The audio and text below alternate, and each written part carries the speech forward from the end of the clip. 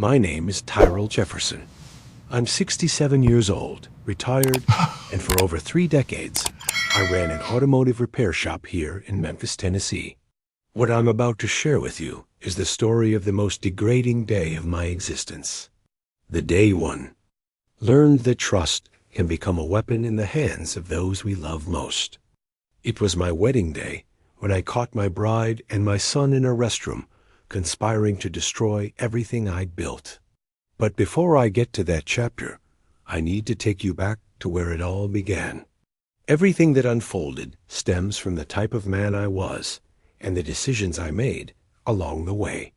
If this tale of deception and heartbreak moves you, please hit that like button to bring joy to this old man's heart. Subscribe to the Elder Stories channel right now so you won't miss the next chapters I'll share from my soul and Tony in. The comments where you're watching from and what time it is in your part of the world. Have you ever been stabbed in the back by someone you trusted completely? I love discovering which city you're calling home and what hour of the day you're joining me in this journey. I was born and raised right here in Memphis back when this city still had that close-knit feel where everybody knew everybody else's business. My father worked as an auto mechanic, a hard-working soul who rose before dawn and rarely returned home before the streetlights came on. My mother kept the household running and raised the 5 of us children. We didn't have fancy things, but we never went hungry. There was always something on the table, even if it was just black-eyed peas, cornbread, and a piece of fried catfish we'd split among us all. From the earliest age, I understood the value of earning your keep. By the time I turned 10, I was already in the shop with my father, handing him socket wrenches, cleaning engine parts, and memorizing the name of every tool in that garage. He used to tell me that a real man doesn't sit around waiting for blessings to fall from heaven. That lesson got burned into my brain permanently. I attended school as long as circumstances allowed, but my real education happened right there in that shop, covered in motor oil and brake fluid.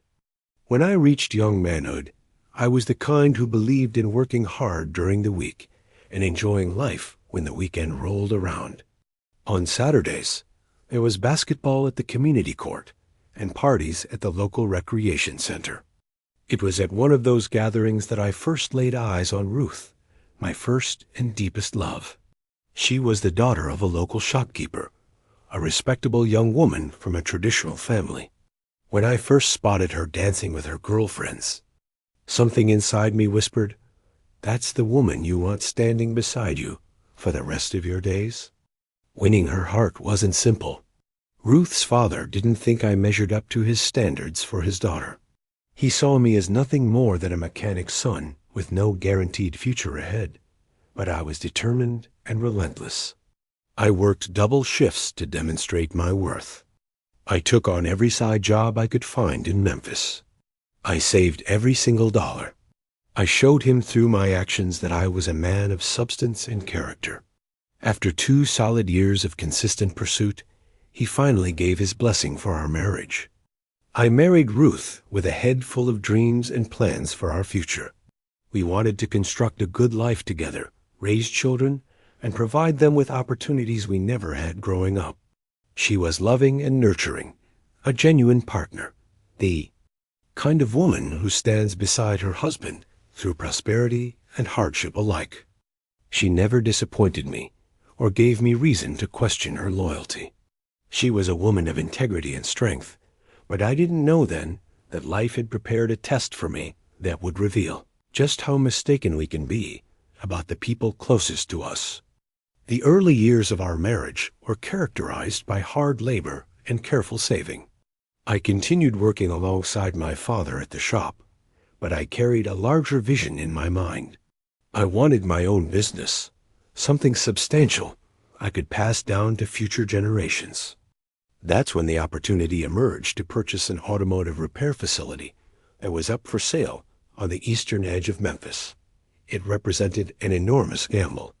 I had to secure a loan and put up everything we owned as security. But Ruth believed in me without hesitation. She supported my vision completely. And together, we took that leap of faith. The shop started slowly, but as time passed, it gained momentum. Memphis was expanding rapidly. More vehicles were traveling through the area, and business increased steadily. I was the kind of owner who maintained a constant presence. I knew my customers by their first names. I understood their lives and their struggles. I made certain to deliver excellent service, competitive pricing, and complete honesty in every transaction. That approach brought results. The business flourished beyond my wildest expectations. When Ruth became pregnant, it felt like the greatest blessing of my entire life. I was going to become a father. I was going to have someone to pass all my knowledge to, someone to continue the family legacy. Marcus was born, my son, my future. I held that tiny baby in my arms for the first time and made a solemn promise that I would provide him with everything I never had, that he would never experience the hardships I endured growing up. That's where I began making the biggest mistake of my life, though I didn't recognize it at the time. I genuinely believed I was being a good father, when the reality was I was constructing my own downfall. Marcus grew up as an only child, surrounded by all the attention and care we could possibly give him. Ruth was a devoted mother who poured her heart into raising him right, but I confess I went overboard. I had this rigid mentality that my son wouldn't struggle the way I did. He wouldn't have to work as a child. He wouldn't taste the bitterness of doing without. I wanted him to have everything handed to him without effort, everything served on a silver platter. Today, I recognize that was my greatest failure as a father. But at that time, I genuinely believed I was doing right by him. From the time he was a small boy, he possessed the finest of everything. If a new toy hit the market, I purchased it immediately. Designer clothing, expensive sneakers, the latest video game consoles, the best bicycles available. He had it all without asking. Ruth would object sometimes. She'd say I was going too far, that children need to understand the value of things through work and sacrifice. But I wouldn't hear it. I thought she was being unnecessarily harsh. I told her we could afford these luxuries, so why not give them to him? The shop was thriving. Money wasn't a concern, and I wanted to see my son happy at all times. In school, Marcus was a mediocre student at best. He didn't apply himself because he understood that ultimately I would fix any problem that arose. If he received a poor grade, I'd visit the principal, make a generous donation to the athletics program, and mysteriously, that grade would improve. If he skipped classes, I'd write a dishonest note claiming he was sick. If he got into altercations with other students, I'd defend him without even listening to the other perspective. I constantly thought I was protecting my son when in reality, I was creating a man without responsibility or character. I was building a monster, though I couldn't see it then. Life in Memphis was comfortable and peaceful during those years. On weekends, we'd host those magnificent family barbecues in the backyard. We'd invite the relatives and neighbors, and I'd stand at the grill making ribs that fell right off the bone. Ruth would be in the kitchen preparing that incredible baked macaroni and cheese. It was simply divine. Marcus would be running around playing with his cousins. Everything appeared perfect on the surface. We had constructed a comfortable existence. We had our health and our love. I'd look around at all we'd accomplished and think that God had blessed me far beyond what I deserved. The repair shop continued expanding year after year. I hired additional employees, renovated the building, and added a parts store to the operation. It became a recognized landmark in that part of Memphis. Everyone passing through the area stopped there for service. I enjoyed being present and overseeing operations, but I could also take time off whenever I desired. I took Ruth and Marcus on trips to experience other cities, Nashville, New Orleans, even up to Chicago. I wanted my son to see the world and have experiences I never had growing up.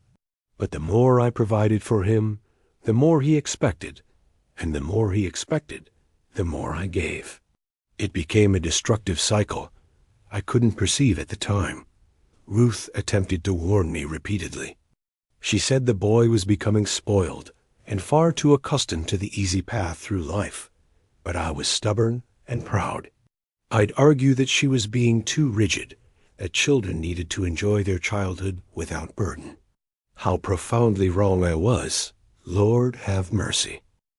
When Marcus reached his teenage years, the situation grew more complicated. He wanted to go out every weekend with his friends. He wanted cash in his pocket at all times. He wanted the most expensive clothes from the premium stores in the mall. And I gave it all to him without question. Ruth suggested he work at the shop, even part-time, to learn the value of earning money through labor. I always manufactured an excuse to prevent it, claiming he needed to focus on his education, that he was too young, that when the proper time arrived, he would learn these lessons. The proper time never came because I never allowed it. Purchased Marcus a vehicle the very day he obtained his driver's license. A brand new car, something I could only afford after I turned 40 years old and had established myself. Ruth was furious with me that day. She said it was absurd that he didn't even have employment yet. What was he going to do with an expensive car like that? But I justified the purchase by saying it was for his safety, so he wouldn't have to depend on anyone for transportation when he started college. He hadn't even begun college yet, but I was already removing every obstacle from his path. In reality, I was attempting to purchase my son's love and affection. I was terrified of being a harsh father like mine had been, afraid of creating emotional distance between us. So I gave and gave, thinking that material things would make him love and respect me more deeply. But respect can't be bought with gifts. It can't be earned with easy money. I only learned that truth too late, when the bill came due, and it cost more than I could have ever imagined. Ruth was my anchor throughout those years, my voice of reason and wisdom. She saw the things I refused to acknowledge. She pointed out the mistakes I was making with Marcus. But I, proud and stubborn as I've always been, wouldn't budge from my position. I thought I knew better, that I was doing the right thing for my son. If I had listened to her wisdom, so many things could have turned out different. But you only value good advice when it's too late, when the damage is already irreversible and complete. Years continued passing, and Marcus transitioned into young adulthood. He attempted several different college programs, but he never completed any of them. He'd start a course, lose interest quickly, and switch to something else. I paid for all of it without complaint. I never pushed him or demanded that he graduate with a degree. He'd claim he was finding himself and needed time to discover his passion. The truth was, he was far too accustomed to comfort and ease to dedicate himself to anything requiring genuine effort or discipline. He continued living with Ruth and me well into his 20s, contributing nothing financially, helping with nothing around the house, just enjoying himself constantly. He'd sleep until noon, go out with friends every night, and spend money like it grew on trees in our backyard.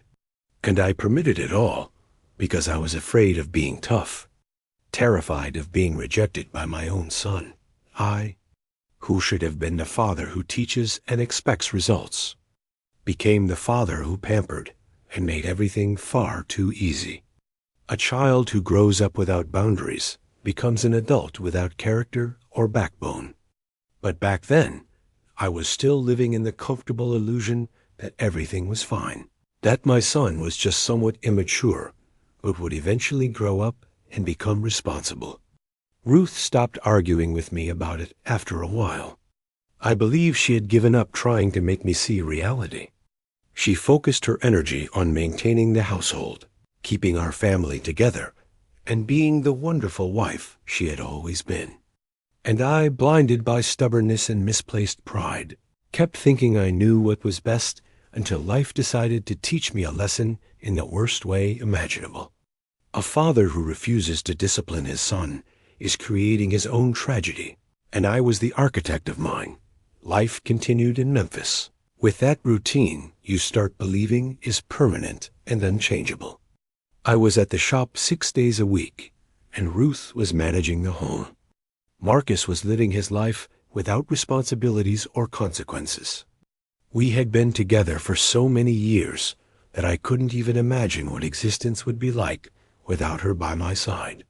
She was my partner at every moment, the woman who built everything alongside me, who tolerated my flaws and imperfections, and who loved me even when I didn't deserve that love. It was during what seemed like an ordinary period that Ruth started complaining about some aches and pains. Nothing that appeared too alarming at first. You understand how it is. Back pain, feeling exhausted, symptoms you dismiss, thinking they'll disappear on their own. But they didn't fade away. Over time, the situation deteriorated. She lost weight rapidly and lost that vibrant energy she always possessed. When I finally convinced her to visit the doctor, the disease had already progressed too far. Cancer. The word struck my mind like a lightning bolt out of a clear sky. My Ruth, who had never experienced serious health problems and was always so strong, was gravely ill. And it wasn't just any illness. It was one of those diagnoses that terrifies you just to speak aloud. The doctors were brutally honest with us. It had metastasized throughout her body. The chances of recovery were minimal. Time was extremely limited. I felt the floor disappear beneath my feet in that medical office. I did everything within my power to save her. I took her to the finest doctors in Nashville. I paid for private treatments that weren't covered by insurance. I purchased every medication they prescribed regardless of cost. I left the shop poorly attended, spending more time caring for her than working. But money doesn't purchase health. It doesn't buy more time on this earth. No matter how much I tried, no matter how much I spent, the disease was winning the battle against us. Watching the woman I loved waste away like that was the worst pain I have ever experienced in my life. She who was always so vibrant and full of life became weak and fragile before my eyes. She lost her hair from the chemotherapy and felt constantly sick from the medications. But she still attempted to smile, so I wouldn't worry about her. She'd say she was going to recover, that we'd still travel together extensively, that there was still so much life ahead for us. But deep in our hearts, we both knew the truth. We knew we were saying goodbye to each other. Marcus didn't help at all during that devastating period. He'd appear at the hospital occasionally, stay for maybe 30 minutes, and then want to leave immediately. He couldn't tolerate seeing his mother in that condition. He claimed it affected him too deeply emotionally. He preferred to go out with his friends, distract himself with parties, and pretend nothing was happening to our family. I got angry with him several times, but Ruth begged me not to create conflict. She said, "Everyone deals with pain in their own way," always defending her son even in her final moments on this earth. When she passed away, a part of me died alongside her. So many years side by side, building everything together, sharing dreams and struggles and laughter. Suddenly, I was alone, a widower without his life partner. The house felt empty and meaningless. I'd returned home from the shop, and the aroma of her cooking was gone. Her voice calling my name was gone. Her embrace at the end of a long day was gone. There was only silence and a profound longing that filled every room. I fell into a deep depression that lasted for months. I stopped taking care of myself properly. I stopped caring about things that once mattered. The shop kept running because I had competent employees, but I went there without any heart or passion, just to pass the hours. I lost significant weight. I stopped leaving the house, except when absolutely necessary. I didn't want to see anyone or talk to anyone. Friends tried to lift my spirits. They'd call to invite me to play cards at the community center or have a beer and watch the game, but I turned them all down. I just wanted to be alone with my grief and my memories. Marcus kept living with me in that house, but it was like we were two strangers occupying the same space. He did his thing, I did mine. Occasionally, he'd ask for money, and I'd give it to him. He'd ask to use the car, and I'd let him take it. I didn't have the strength to argue, to teach, or to be a proper father. I was too busy missing Ruth, blaming myself for not noticing the illness sooner, and wondering if I could have done something different to save her. The months passed slowly and heavily like molasses. Some people say that time heals everything, but I think you just learn to live with the pain in a different way. The longing didn't disappear. It just changed shape and settled into my bones. Some days I cried alone in the bedroom, looking at old photographs of happier times. Some days I talked to her as if she were still present in the room with me. It seemed like madness, but it was my method of keeping her close to my heart. It was in that broken state, living on autopilot and going through the motions, when Simone appeared in my life like a beautiful illusion. It had been a considerable amount of time since I lost Ruth, long enough for others to think I should have moved forward with my life, but not long enough to heal the massive hole in my chest. I was a widower, alone, vulnerable, and an automotive repair shop owner who had accumulated substantial money. I was the perfect target for deception, but I didn't recognize it yet. She appeared at the shop one ordinary afternoon in late summer. A stunning woman, much younger than me, and extremely friendly in her approach. She stopped to get her vehicle serviced and asked to use the restroom facilities. When she returned, she initiated a conversation with me while I was working at the front desk. She said she was new to Memphis, searching for employment opportunities, and had relocated from Houston to start over fresh. She spoke in such a sweet manner. She looked me directly in the eyes with an attention I hadn't received in a long time. We talked for a while, and she departed, but she returned the following day and the day after that, always with some excuse to purchase supplies, to get an oil change, to ask for directions to various locations. And she always remained there conversing with me, asking questions, seeming genuinely interested in everything I said. She said her name was Simone Baptiste, that she came from a modest family background and had worked as a waitress in Houston but wanted a change of scenery and opportunity. I, who was so lonely and starving for attention and human connection, started to genuinely enjoy those conversations. She made me laugh for the first time in months. She made me forget the sadness I carried like a heavy weight. She praised the shop, saying I must be a very intelligent and capable man to have built such a successful business from nothing. She called me Mr. Tyrrell with that respectful tone, but at the same time she had a look in her eyes that suggested other possibilities. And I, like an old fool, was completely charmed by her presence. I started anticipating her visits with genuine excitement. I'd fix my appearance before going to the shop each morning. I'd select nicer clothes than usual. I'd get anxious waiting to see if she'd show up that day. When she arrived, my entire day improved dramatically. We talked about everything under the sun. Life in Memphis, the plans she had for her future, her dreams and aspirations. She always told me I was so interesting, that I had so much wisdom and history to share, and that I was an admirable man. I drank those words like a man dying of thirst in the desert sun that one day. She showed up with tears in her eyes, saying she was having serious trouble paying her rent. That money was extremely tight, and she didn't know what to do. She didn't ask for anything directly, but she hinted at her desperate situation. I, who was always one to help people in need, offered a loan without hesitation. She refused with class and dignity. She said she couldn't possibly accept it, that she barely knew me, and it wouldn't be right. But I insisted strongly. I said it was just temporary, until she got settled in Memphis. Finally, she accepted my offer, thanked me while crying genuine tears. and said I was an angel. God had placed in her path at exactly the right moment, in that moment. I felt important again, useful and needed by someone. I didn't realize I was being played like a complete fool, manipulated by an expert. After that initial loan, Simone started appearing even more frequently at the shop.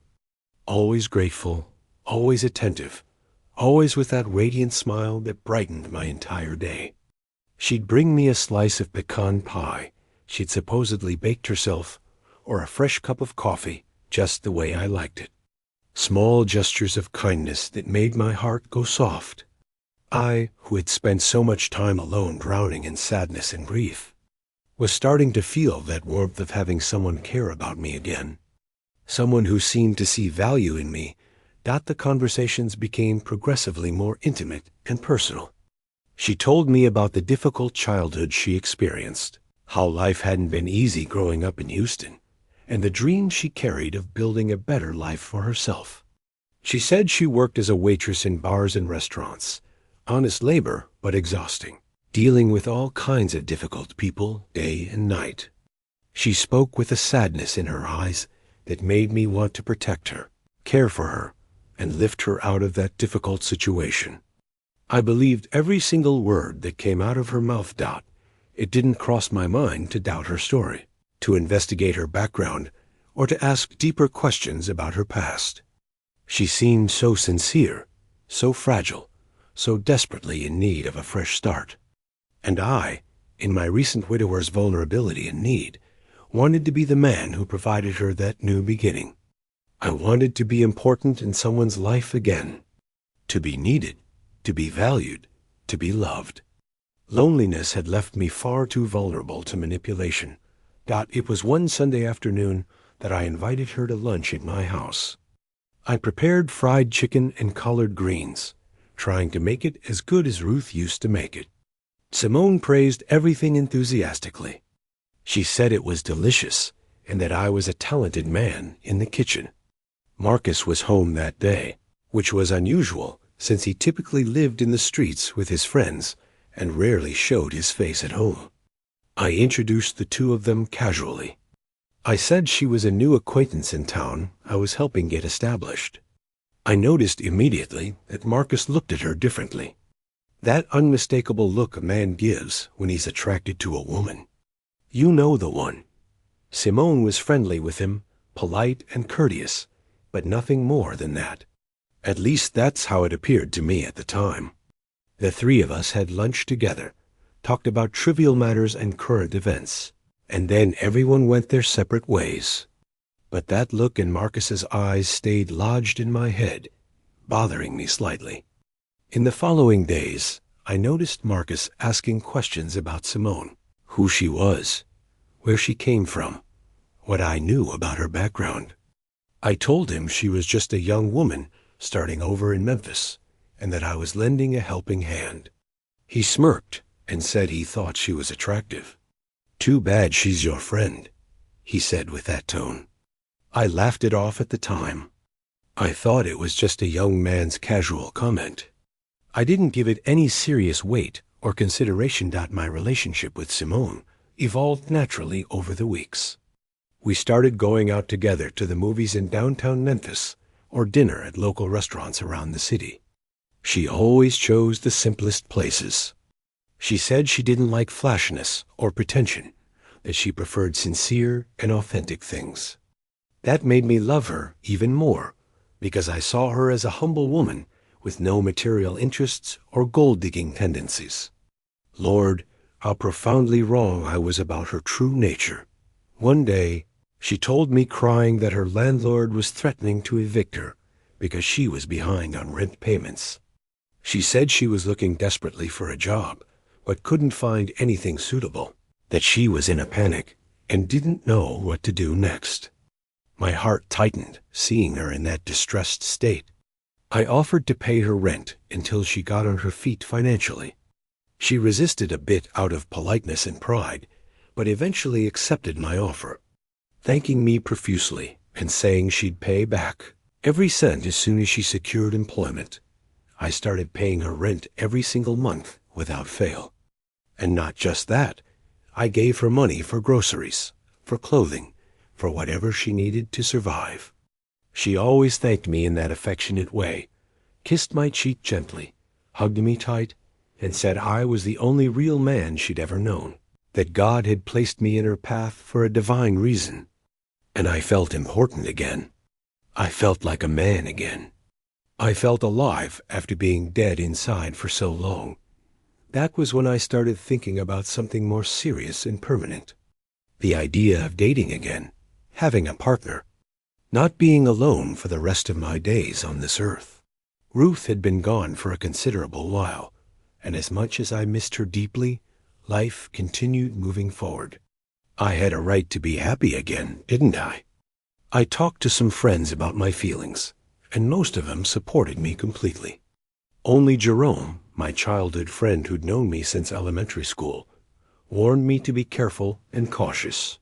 He said, "A much younger woman pursuing an older man is usually after the money, not the love." I got angry with him for saying that. I said it wasn't like that at all with Simone, that she was different from other women, that what we had was genuine. But there was something I didn't know, a hidden truth lurking beneath the surface, that if I had known it, everything would have changed dramatically. Simone wasn't a waitress working honest jobs. She had worked as an escort in Houston, operating in the high-end bars and late-night hotels that catered to wealthy clients. She had gotten into serious debt with dangerous people, organized crime figures. She owed substantial money. She couldn't pay it back. When the collectors started pressing her aggressively, she fled to Memphis to escape and start over fresh. But starting over for her didn't mean working honestly and building a legitimate life. It meant finding an old fool with money she could deceive and manipulate. And when she saw me there at that shop, a recent widower, business owner, needy and alone, she saw the perfect opportunity for her scheme. Every sweet word she spoke was calculated and rehearsed. Every tear she shed was planned and practiced. Every gesture of affection was a trap carefully laid, and I fell for it head first, like a total idiot. While I was thinking about building a future with her, about having a companion for my elderly years, and being happy again, she was counting how much she could extract from me. She saw the automotive repair shop as a lucrative business asset. She saw my house as valuable property. She saw my emotional need as a weakness to be ruthlessly exploited. I was just a target to her, a means to obtain what she wanted from life. But I only discovered that truth much later, when it was already too late to protect myself. What I also didn't know was that my own son Marcus had his eye on her from that very first lunch at the house. He, who had never worked a day in his life, who had always lived off my generosity, saw in Simone a beautiful woman, older than him but experienced and seductive. He developed an interest that would transform into the greatest betrayal a son can commit against a father. Simone noticed his interest too, and she paid attention. And instead of pulling away, instead of keeping her distance out of respect for me, the man who was helping her survive, she saw another opportunity there waiting to be seized. A spoiled son accustomed to easy money, with no character and no loyalty to anyone. She thought that if she won him over too, she'd have more control over the entire situation and more guarantees of getting what she wanted. Two fools instead of one to manipulate. There was a day I came home early from the shop, unexpectedly, and found Marcus leaving his bedroom in a suspicious hurry. I asked if everything was all right. He said he was rushing to meet a friend across town. I noticed he was more dressed up than usual, wearing expensive cologne that filled the hallway. It seemed odd to me, but I didn't question it further. Sons have a right to privacy, I thought to myself. Another mistake on my growing list of fatherhood failures. What I didn't know was that he was going to meet Simone in secret. He had gotten her phone number, asked her out on a date, and she had accepted without hesitation. They started meeting in secret at out-of-the-way bars and in small, neighboring towns where no one would recognize either of them. They talked about me extensively, about how much money I had accumulated, about how I was a fool, and how easy it would be to trick me and take everything. Simone told him the complete truth about her past, about being an escort and running from debts in Houston. Instead of scaring him away, it brought them closer together. He saw in her a woman as unscrupulous as himself, someone who also just wanted an advantage in life without working for it. She saw in him a cowardly and greedy ally. Hunger met the desire to eat. As the old saying goes, they conspired together in detail. She would keep deceiving me, making me believe she loved me genuinely and preparing me for a marriage. After the wedding, she'd have a legal right to half of everything I owned under Tennessee law. Then it was just a matter of waiting for me to die of old age naturally or finding a way to get me out of the picture sooner through other means. And Marcus would receive his inheritance. She'd get her share as the widow, and the two of them would go off together to live the high life with the money I sweated blood to earn. That was their plan, worked out in every detail. And I, like an idiot, saw nothing, suspected nothing, believed everything. A few months after meeting Simone, I made the decision to ask her to marry me. I know many people might think it was too fast, that I should have waited longer and gotten to know her better before making such a commitment.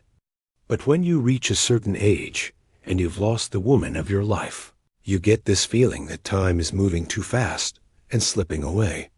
I didn't want to be alone for the rest of my days.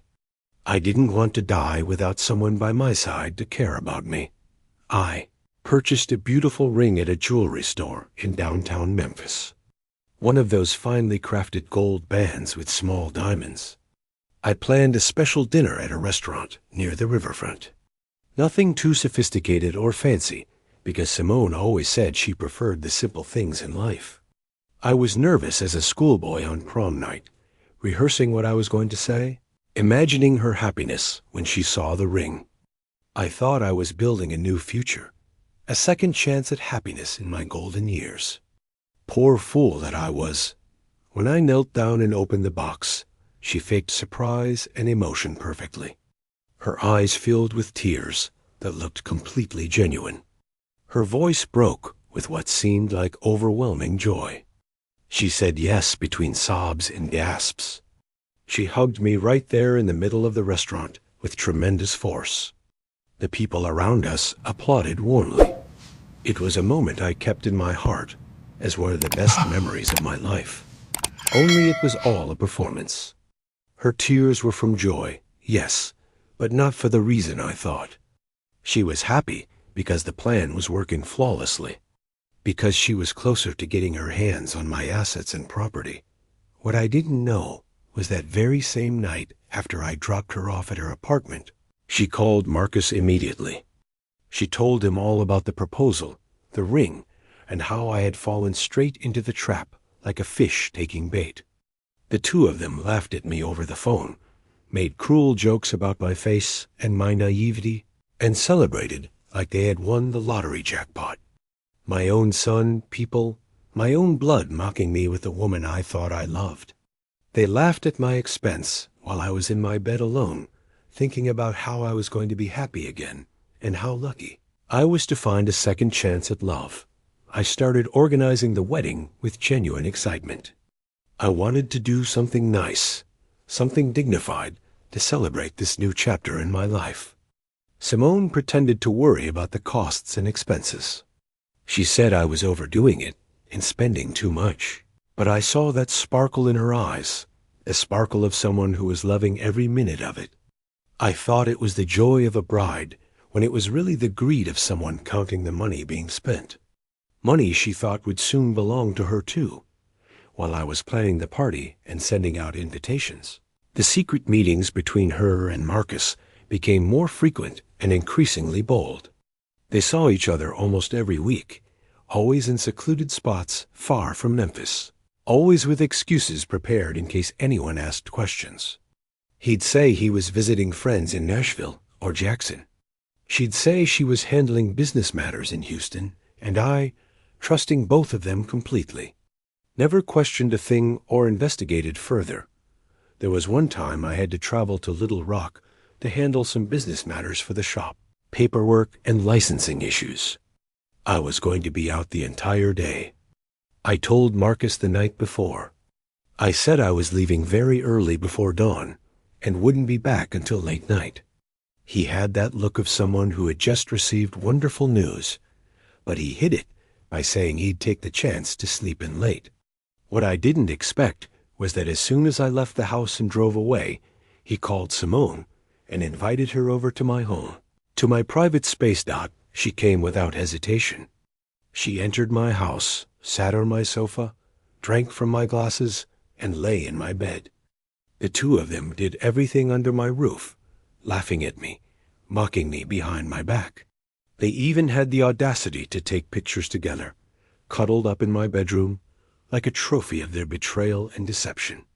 When I got home that night, exhausted from the long trip, the house looked normal and tidy. I never imagined that just a few hours earlier, it had been the stage for the greatest act of cowardice and disrespect. Marcus was different in the days leading up to the wedding. More upbeat, more talkative, even more attentive to me than usual. I thought he was happy because I was rebuilding my life, that he was maturing and becoming a better son finally. What an idiot I was. He was excited because the scam was almost complete, because he'd soon have access to the easy money he always wanted without ever having to work for it, honestly. I started noticing some strange things, but my brain always manufactured an excuse, an explanation that made sense and allowed me to avoid the truth. I'd see Marcus on his phone constantly, hiding the screen when I walked by. I thought it was just social media activity, normal privacy for a young man. I'd see Simone distracted sometimes while we talked, as if she were thinking about something else entirely. I thought it was just bride jitters, nervousness as the wedding date got closer. There was one Sunday when I had lunch at the house and invited Simone to join us. Marcus was there too. During lunch, I caught a few looks between them, some quiet giggles when they thought I wasn't looking. It bothered me for a second, made my stomach turn slightly, but then Simone came over to kiss me tenderly and said she was so happy to be there with my family. And I believed it.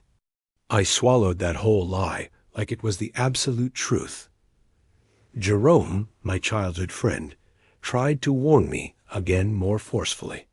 He said he had seen Marcus at a bar in a town an hour outside Memphis with a woman who looked exactly like Simone, but he wasn't completely certain.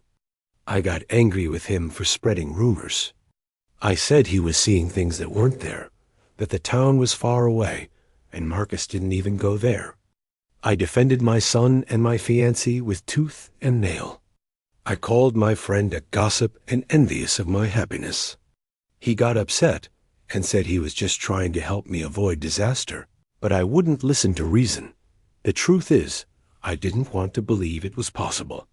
I didn't want to even consider the possibility that they were deceiving me so completely. I had invested so much emotion in that relationship. I had placed so much hope in this new beginning that admitting it was all a lie would mean admitting I was a complete fool. And my pride wouldn't let me admit that to myself or anyone else. The wedding preparations moved forward rapidly. I sent out the invitations to over 200 people. Friends confirmed they'd be there. I purchased a new suit and new shoes. I even got my hair cut at a fancy barbershop. Simone chose a white lace wedding dress, one of those fairy tale gowns that cost a fortune. When she tried it on for me at the bridal shop, I got choked up thinking about how beautiful she'd look walking down the aisle toward me. I didn't imagine that beneath all that white was a heart as black as coal, filled with deception. A week before the wedding, Simone said she needed to go to Houston to handle some last-minute things, pick up documents, and say goodbye to some friends. She was going to spend the whole day there and come back late at night. I offered to go with her, but she said it wasn't necessary, that I needed to take care of the final details for the party. I gave her money for gas and meals. She thanked me, kissed me, and left early that morning. What she went to do was not pick up any documents. She went to meet Marcus at a motel on the highway halfway between Memphis and Houston. They spent the whole day there planning in detail how they'd act after the wedding, how long they'd wait before filing for divorce, how they'd split the money, and where they'd run off to together, all funded by the money I gave her for what I thought were important errands. 3 days before the wedding, I went to the bank and transferred a substantial amount of money to her account. I told her it was so she could buy whatever she needed for the big day, so she'd have cash on hand and wouldn't face any financial trouble or stress. She pretended to be deeply moved. She said I was the most generous man she'd ever known and that she would make me very happy for the rest of my life. She took the money immediately, and that very same day she met Marcus. The two of them went to an expensive steakhouse in downtown Memphis. They toasted with imported champagne and celebrated the successful scam, all with my money. The night before the wedding, I called Simone to say good night and tell her I loved her. She was at her apartment getting ready, doing her nails, her hair, all those bride preparations. She said she was nervous and anxious, that she could hardly wait for the next day to arrive. We talked about what our life would be like together, the plans we had, and growing old together. I hung up the phone with a warm heart, thanking God for placing that woman in my life at this stage. While I was thanking God sincerely, Marcus was texting her on his phone. "Tomorrow is the big day," the message said. "Soon the money is ours, and we're getting out of this place." She replied with a money emoji and a heart. They laughed at me together, at my naivety and my stupidity. And I was in my bed alone, thinking about how I was going to be happy again, and how lucky I was to find a second chance at love in my golden years. The wedding day dawned, beautiful with that Tennessee sun that warms, but doesn't burn your skin. I woke up early, anxious and happy simultaneously. I had my coffee slowly, organized my things with care, put on my new suit, and looked in the mirror. I saw an older man staring back at me, but I also saw a man who still believed in love, who still had hope for the future. If I had known what was coming that day, I would have stayed home, canceled everything, and saved myself from the greatest humiliation of my life. But you never know what fate holds for you, do you? The ceremony at the church was simple but lovely. My friends were there, some distant relatives, and folks from the Memphis business community I'd known for decades.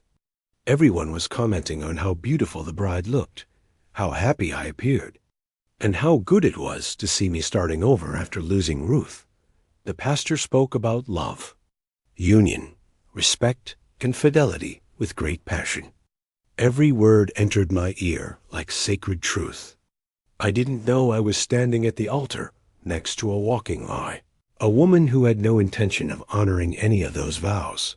When it came time to say I do, I looked into Simone's eyes and saw what I wanted to see. Love, commitment, and sincerity shining back at me. But it was all an act, a performance. She had rehearsed that look, that smile, and that tear that rolled down the corner of her eye. She was so skilled at faking emotion that even I, who had lived so long and seen so much, couldn't detect the charade. We exchanged rings. The pastor declared us husband and wife with great enthusiasm, and everyone cheered loudly. My heart was overflowing with happiness, not knowing that just a few hours later it would be shattered into a million pieces. The reception was at the Riverside Event Center, a traditional venue in Memphis where so many weddings, birthdays, and graduations had happened over the years. I had gone all out on the decorations with white and gold flowers, beautifully set tables, and those little hanging lights that make everything prettier after dark. The food was plentiful and authentic, true Southern soul food. Fried chicken, slow-cooked ribs, collard greens, cornbread, macaroni and cheese, and sweet potato pie. I wanted everyone to eat well, drink well, and enjoy themselves thoroughly. 200 guests filled the hall. People I'd known since I was young, employees from the shop, domino buddies, neighbors, and relatives from all over Tennessee. They all came to congratulate me, embrace me, and wish me luck. God bless you both. You're going to be so happy. Simone is a lucky woman. I received the compliments with my chest puffed out, proud and confident, thinking I had made the right choice, and that I deserved this happiness after suffering so much with the loss of Ruth. Marcus was there too, in a suit and tie, hair neatly styled and looking presentable. He made a toast at the start of the party. He raised his glass and said he was happy for his father, that Simone was a special woman, and that he wished us nothing but the best for our future together. People thought it was beautiful, a son wishing his father happiness. I thought so too. I was moved seeing my boy up there, all dressed up and speaking so eloquently. I didn't sense the poison hidden in every word, the hypocrisy dripping from every syllable. The party was lively and energetic. There was a live band playing everything from Motown classics to those old blues songs that older folks love. People were dancing, talking, eating, and drinking. Simone and I circulated among the tables, talking to the guests and thanking them for coming to share this day with us. She was radiant in that white dress, smiling at everyone, posing for photos. A perfect actress in the role of her life. Everything was going smoothly until around 9:00 at night, when I noticed Simone saying something to Marcus. They were tucked away in a corner, thinking no one was watching them. She whispered something in his ear. He smiled and nodded in agreement. It seemed strange at the moment, but I thought they might be talking about the party or some detail that needed fixing. I didn't give it much serious thought. A few minutes later, Simone came over to me and said she was going to the restroom to touch up her makeup and fix her dress. She said her heels were killing her, and she wanted to rest her feet for a minute. She kissed my cheek tenderly and headed toward the hallway where the restrooms were located. I stayed there talking to folks, sipping my beer, enjoying the party atmosphere. But then about 5 minutes later, I saw Marcus get up from his table. He looked around carefully, checked to see if anyone was paying attention, and followed in the same direction Simone had gone. My heart gave a little squeeze. It could be a coincidence, I thought to myself.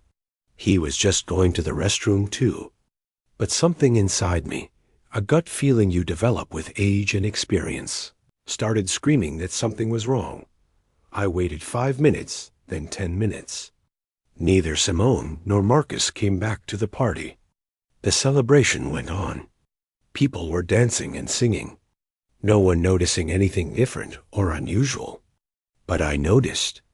I started getting restless, looking at the door constantly, waiting for either of them to appear. 15 minutes passed. Nothing. The squeeze in my chest tightened. The suspicion grew stronger. I stood up from the table trying to look natural and calm. I told my friends I was going to look for the bride, that she was taking too long fixing her hair and makeup.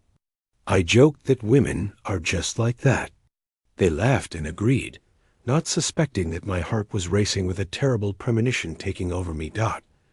I walked toward the hallway, every step heavy as lead. The hallway was empty and silent, with the restroom doors at the end. I approached slowly, listening for any sound. That was when I heard low voices coming from the women's restroom, the one that was further back and more private. Voices I knew far too well. My wife, my son. I reached the door and saw it was slightly ajar, not fully closed, just a tiny crack. My heart was pounding so hard, I thought it would jump out of my chest. Part of me wanted to turn back to the party, pretend I hadn't seen anything, and stay in happy ignorance. But the other part, the part that needed the truth, pushed me forward. I pushed the door open very slowly, very softly. just enough to see through the reflection of the large mirror on the back wall. And that was when my world collapsed completely. They were there, huddled together, pressed against each other. Simone had taken off her veil. Her hair was a bit messy. Marcus was holding her by the waist. His hands were where they shouldn't have been, on places that belonged to me. And they were kissing. They were kissing with passion, with the intimacy of people who had done this many times before. I felt my legs go weak. I had to grab the door frame to keep from falling to the floor. I wanted to scream. I wanted to burst in there and end both of them. I wanted to tear my son's head off with my own bare hands. But I stood there paralyzed in shock, watching a scene that would be burned into my memory for the rest of my life. My bride of a few hours kissing my son in the restroom of my wedding party. That was when I heard the words that destroyed everything. Marcus pulled away from her slightly and said quietly but clearly, "I can't stand pretending anymore, baby." Having to be out there at the party, smiling at him, calling him Pops, knowing that you're mine. Simone let out a little giggle and replied, "Calm down, honey. Just a little longer. Let the dust settle. A few months married to him, and we file for divorce. Then the money is ours, and we're out of this city." Marcus kissed her neck and added, "I can't wait to see his face when he finds out." The old fool thinking he actually found real love. They laughed together. They laughed at me on my wedding day, in the restroom of my own party, while 200 people outside were toasting to my happiness.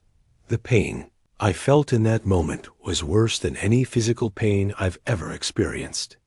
It was as if someone had ripped my still beating heart out of my chest and trampled on it in front of me. My new wife planning to rob me. My son, my own blood, my only son, whom I had raised and supported all his life, betraying me with my wife on my wedding day. It was so much evil concentrated at once that my brain couldn't process it all. But then, in the middle of all that pain, something shifted inside me. The sadness turned to rage, and the rage turned to coldness. I stopped shaking. I stopped feeling weak. I thought with crystalline clarity, they are not going to get away with this. They are not going to laugh at me and go unpunished. I am going to end them both. But in my way, in my moment, on my time. I took my phone out of my pocket with a steady hand. I opened the camera, set it to video mode, aimed it at the reflection in the mirror, and started recording. I recorded everything. The two of them huddled together, kissing, talking about the plan to rob me and deceive me. I recorded for about 30 seconds, long enough to have proof of what I was seeing, long enough to leave no doubt about what was happening there. I put the phone away, took a deep breath, and left as silently as I had arrived. I went back to the hallway, back to the ballroom. My steps were firm. A plan was now forming in my head. I wasn't going to cause a scene right then. I wasn't going to cry. I wasn't going to scream. I wasn't going to give them the satisfaction of seeing me destroyed. I was going to wait for the perfect moment. I sat back at my table, grabbed my beer, and took a long drink. The friend next to me asked if everything was okay, if I had found the bride. I replied, "Yeah, she's just in there fixing herself up. You know how women are." He laughed and patted my back. I smiled back, but inside I was boiling, planning and preparing. About 5 minutes later, Simone appeared. She came out all smiles, lipstick touched up, dress straightened, pretending she'd spent all that time getting ready. She sat next to me, took my hand, and said she was having so much fun that the party was beautiful. I looked at her and said, "You're gorgeous, sweetheart. The most beautiful bride I have ever seen." She smiled proudly, never imagining I had seen everything, that I knew everything. A few more minutes and Marcus returned too. He sat at his table, grabbed a glass of beer, and started talking to people as if nothing had happened.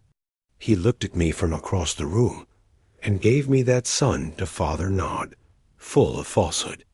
I nodded back with a smile, and I saw the look of relief on his face. He thought everything was fine, that no one suspected a thing. The band played, people danced, and the party went on. But for me, everything had changed. Every smile I gave was calculated. Every word I spoke was measured. Every affectionate gesture with Simone was part of the strategy. I was an actor now, too, playing the role of the happy husband while I prepared the perfect revenge that around midnight. The master of ceremonies came over to talk to me. He said it was time for the groom's speech, a tradition the guests were waiting for. I said yes, I would speak, that I was ready. He adjusted the microphone, asked the crowd for silence, and announced that the groom was going to make a statement. People stopped dancing, sat at their tables, and looked at me with expectation. I stood up, grabbed the microphone, and in that moment, I had a strange feeling. It was as if I were watching everything from the outside, as if I were someone else about to set off this bomb. I looked at the hall full of people. I looked at Simone, smiling proudly, thinking I was going to give a romantic speech. I looked at Marcus at his table, relaxed and calm. And I thought, now you're going to pay for every second of humiliation you put me through. I held the microphone firmly and began to speak. My voice came out calm, controlled, without a tremor. Good evening, everyone. I want to thank each and every one of you for being here on this special day. You came to celebrate with me what you thought would be a happy new beginning in my life. I paused. Simone was still smiling. Marcus was relaxed. No one had yet sensed the different tone or the strange choice of words. I continued. I came here to talk about my wife, about the woman I just married a few hours ago. Simone, she made that face of false modesty, put her hand to her chest like someone who's moved. When I met her at my shop, she told me a very beautiful story. She said she'd come from Houston, that she'd worked as a waitress there, and that she was looking to start over here in Memphis. The room was silent, everyone paying attention. And I, a recent widower, needy and alone, believed every word. I opened my heart. I opened my home. And I opened my wallet. I saw Simone starting to tense up, her smile becoming forced. But today, on this my wedding day, I discovered some interesting things. I discovered that my wife was never a waitress or anything like it. A murmur started in the room. People looked at each other confused. Simone turned pale. Tyrell, what are you talking about? She tried to interrupt, but I raised my hand for silence. Let me finish, dear. After all, it is my wedding speech. My voice turned harder. She worked as an escort in Houston, in the high-end bars and the highway motels. She fled from there because she owed money to dangerous people, people who were coming to collect. And when she got here, she saw in me the perfect opportunity. An old widower who owned a shop, had money in the bank, and was starving for attention. The hall exploded with shouts of, I don't believe it, and Lord have mercy. Simone stood up from her chair, red with rage and shame. That's a lie, Tyrell. Who made you believe that? Who's trying to tear us apart? She had tears in her eyes, but this time they were from desperation, not acting. I kept my voice steady. No one made me believe anything. I found out on my own. I found out today, less than an hour ago. The master of ceremonies tried to come over to take the microphone, thinking I was drunk or had lost my mind. I pushed him away with a gesture. I'm not finished. There's a lot more, because it's not just about Simone. It's about my son, too. I turned and pointed to the table where Marcus was sitting. He had gone white as a sheet. Marcus, stand up. Son, come over here near your father. He sat paralyzed in his chair. I told you to stand up. My voice boomed through the hall. He stood up, trembling, his legs shaking. This here is my son. My only son, whom I raised along with Ruth, whom I supported all his life and gave everything he wanted without ever asking for anything in return. I gave him a home, food, clothes, a car, and money. I pampered him when I should have been tougher. I gave him love when I should have set limits. My voice broke for a second. Rage mixed in with pain. And do you know how this wonderful son repaid me? Do you know how he thanked me for everything I did for him? I looked at him with all the contempt I felt. Marcus, do you want to tell everyone what you and that woman were doing in the restroom 30 minutes ago? Or should I? The silence that fell over the room was like a grave. You could have heard a pin drop. Marcus was frozen, mouth open, unable to speak. Simone tried to run toward the door, but some guests blocked her way. Everyone wanted to see where this was going. You don't want to tell? Then I'll show. I took my phone out of my pocket and connected it to the sound system the MC had brought. My phone screen appeared projected on the large white screen on the stage, the same screen that was supposed to show romantic wedding photos. I pressed play, and there were Simone and Marcus in the restroom, huddled together, kissing, his hands grabbing her, his mouth on her neck. The entire room saw them. 200 people watching my wife betray me with my own son on our wedding day. Shouts from the women, curses from the men. Chaos was setting in, but the worst was yet to come. I turned up the volume, and everyone heard their voices in the video. I can't stand pretending anymore, baby. Calm down, honey. Just a little longer. Then the money is ours, and we're out of this place. I can't wait to see his face when he finds out. The old fool thinking he found real love. The word fool echoed through the hall. My own son calling me a fool, laughing at me with the woman I had just married, planning to rob me, deceive me, and use me. 200 people witnessing the greatest humiliation of my life, but also witnessing the greatest betrayal a father can suffer. I turned off the video. The silence returned. I grabbed the microphone again. This is my wife of 3 hours. This is the woman who swore to love and respect me before God today. And this is my son, the son whose diapers I changed, whom I took to the doctor when he had a fever, whom I taught to ride a bike, and for whom I paid for everything in life. They planned it all. She approached me knowing exactly what she was doing. She faked affection, faked love, and faked needing help. And I, the fool, as they said, fell right for it. I paid her rent. I gave her money. I gave her gifts. And I treated her like a queen, only to discover in the end that it was all a lie. And Marcus, my son, instead of warning me, instead of protecting me, decided to take advantage of the situation. He started meeting her in secret too. They planned together how they were going to destroy me. The marriage was just the first step.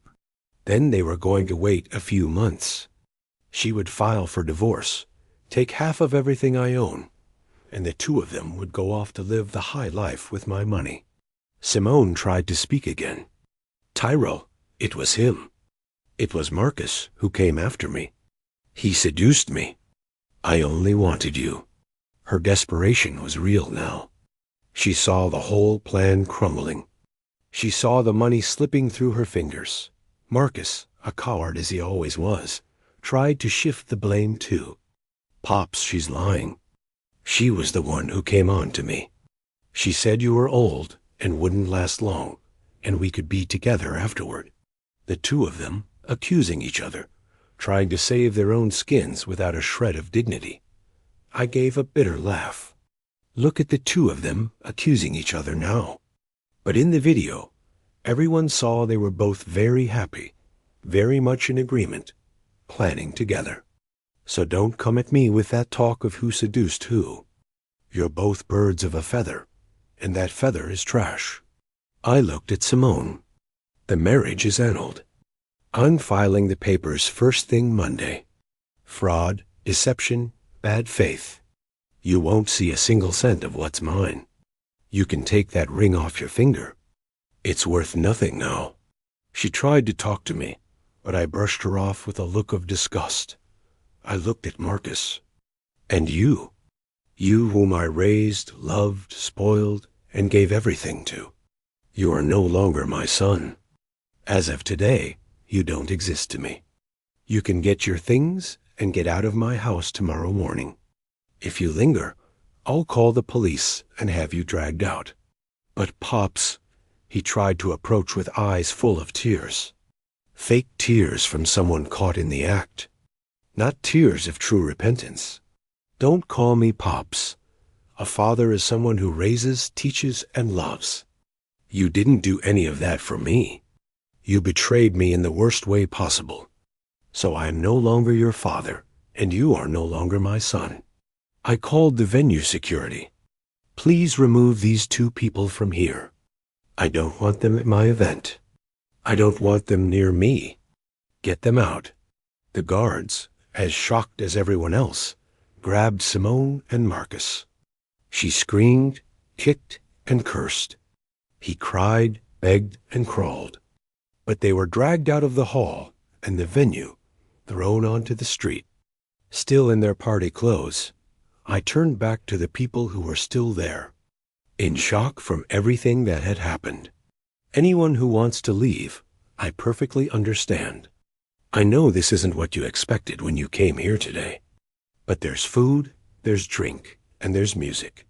I've paid for it all. I'm not going to let it go to waste. If anyone wants to stay, stay. Let's turn this into a celebration of liberation. I got rid of a gold digger and an ungrateful son in the same night. No one left. Everyone stayed. And do you know why?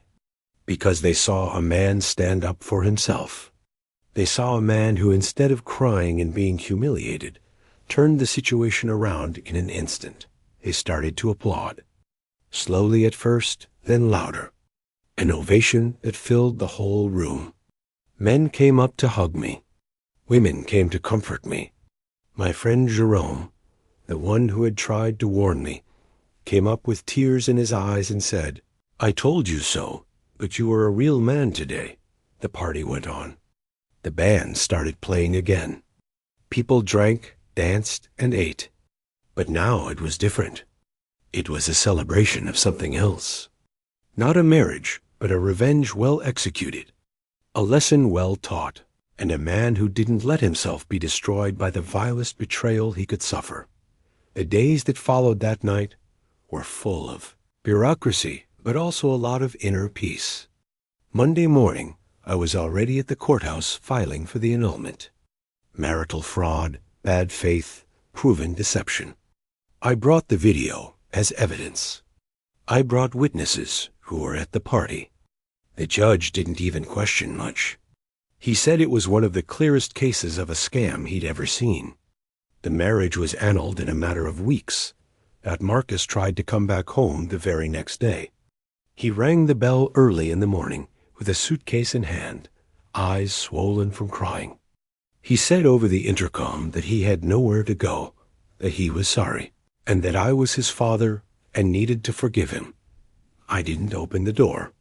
I told him through the intercom that he'd had plenty of time to think about the consequences before betraying his own father, and that now he was going to have to learn to live alone the way I'd lived my whole life.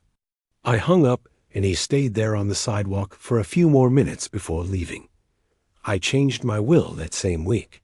I went to the lawyer and redid everything. I disinherited Marcus completely. I left half of my estate to my niece, my sister's daughter, a hard-working and honest young woman. The other half goes to local charities here in Memphis, to the nursing home and the daycare. Anything but the son who betrayed me. A son who raises a hand against his father doesn't deserve an inheritance. A son who sleeps with his father's wife deserves even less. Simone vanished from Memphis right after the scandal. The story traveled through the whole city in a matter of hours. Everyone knew. She couldn't walk down the street without being pointed at, without hearing the malicious comments. She tried to stay for a few days, but the pressure was too much. She packed her things and left, probably to pull the same scam somewhere else with another lonely, needy man. What I found out later through acquaintances was that she and Marcus stayed together for about 3 months. They lived in a miserable little apartment on the outskirts of Nashville, splitting bills and fighting every single day. He tried to drive for Uber. She tried to go back to what she was doing before. But without the easy money and the comfortable life they'd planned at my expense, their relationship became hell. It was Simone herself who left him in the end. She told him he was worth nothing without his father's money, that he was a failure, and that he'd thrown everything away for nothing. She found another wealthy older man, a businessman near Nashville, and went to try her luck again. Marcus was left alone. No father, no mother who had already passed, no woman, and no money. Exactly what he deserved. Today, Marcus lives in a tiny rented apartment right here in Memphis. He works driving for Uber, doing deliveries, any odd job that comes up. He's finally learning what it is to actually work, to earn his bread by the sweat of his brow. I ran into him once on the street by chance. He lowered his head and tried to turn away, but I looked him straight in the eye. I didn't feel rage. I didn't feel pity. I didn't feel anything. He is a stranger to me now. I know he's ashamed to walk through town. Everyone knows what he did. That's the guy who betrayed his own father with his stepmother on the wedding day. I hear the comments when he passes. That's the price he pays. I wasn't the one who condemned him to that. He chose that path himself when he decided to betray me in the filthiest way possible. I'm still here in Memphis, in the same house, living my life. I sold the repair shop a few months after everything happened. I didn't want to stay in that place where I met Simone, where it all started. I took the money from the sale and invested it well. I live off the interest now. I don't need much. My life is simple. I got a dog, a stray I picked up off the street. I named him Loyal because that's exactly what he is. Truly loyal. Unlike the people who pass through my life, he keeps me company. Sleeps on the sofa next to me, arcs when someone arrives. He doesn't betray me and doesn't plan to rob me. He doesn't pretend he loves me when he really just wants my money. That dog is more loyal than many humans I have known. I never wanted to hear about relationships again. Some women approached me, acquaintances from town, widows, friends of friends, all with good intentions, saying I shouldn't be alone. But I learned the lesson in the most painful way possible. A young woman and an old man, usually she's after the money, not the love. And I'm not falling for that again. Some people ask if I don't miss having a partner, someone to talk to, someone to share life with. I say yes. I miss Ruth every single day. She was a true partner. She was true love. But she's gone, and I've accepted that. I'd rather be alone with my good memories of her than have a fake companion who just wants to use me. As for forgiving Marcus, I've been asked it several times by friends, relatives, even the preacher. They say a father has to forgive his son, that blood is blood, and that everyone deserves a second chance. But I say there are betrayals that have no forgiveness. There are things that once done can't be taken back. And what he did to me crossed every limit of what is acceptable. He didn't just betray me with any woman. He betrayed me with the woman I had just married, on my wedding day, in the restroom of my own party, while 200 people celebrated outside. And he was still planning to rob me. He laughed at me. He called me an old fool. That's not an error in judgment. It's not a moment of weakness. That is pure evil, a lack of character, and a total absence of love or respect. So no, I don't forgive him. And I don't feel bad for not forgiving. Forgiveness isn't an obligation. It's a choice. And I choose to preserve my dignity, my self-love, and my respect for myself. I choose not to give a second chance to someone who didn't even deserve the first one he had. What did I learn from all this? I learned that we raise the monsters that destroy us. I was a soft father who didn't know how to discipline, who gave everything too easily, and who pampered him when I should have set limits. I raised a son without character because I didn't have a firm hand when I needed to. That's on me. I recognize it. But what he did with that upbringing, the choices he made, that's on him. I also learned that need is dangerous. When you're alone and vulnerable, wanting to grab onto any crumb of affection, you become easy prey. Simone saw that in me. She saw a needy man and used it against me. I won't allow loneliness to weaken me like that ever again. Better alone than in bad company, as the saying goes. And I learned that revenge, when it's well executed, heals. Many people say revenge doesn't solve anything, that it only increases the pain. But I don't agree. When I grabbed that microphone and exposed those two in front of everyone, when I showed that video on the screen and saw their faces of humiliation and desperation, I felt a satisfaction. I'm not ashamed to admit it. They made me suffer. I made them suffer too. And in the same currency, today I live in peace. I get up in the morning, have my coffee, walk with Loyal, and play dominoes with my friends at the park. On weekends, I go to the community center, watch the game, and have my beer. It's a simple, quiet life without big emotions. And I like it that way. I've already had too much emotion, too much drama, and too much pain. Now what I want is tranquility. I look back and see everything I went through.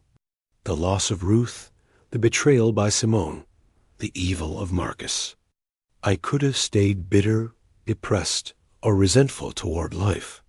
But I chose to move forward, stand up, and keep living.